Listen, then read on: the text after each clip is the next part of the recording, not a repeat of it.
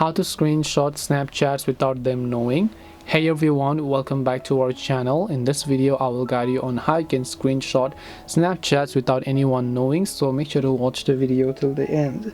If you want to screenshot snaps without anybody knowing, it's actually very simple. Now, normally if you open up Snapchat and then you just come to this little chat page, you take a snap of someone and then you take a screenshot, they're going to figure out.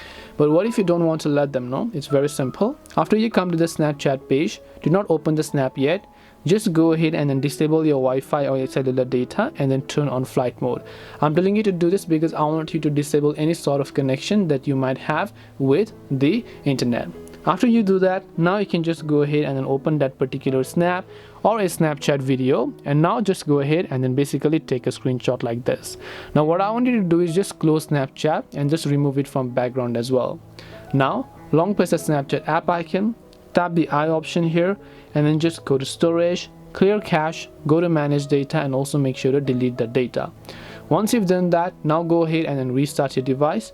After you restart your device, you can turn on Wi-Fi, open up your flight mode, and now you can just go ahead and open up Snapchat as well. After you do that, it will not let the other person know that you have taken a snap.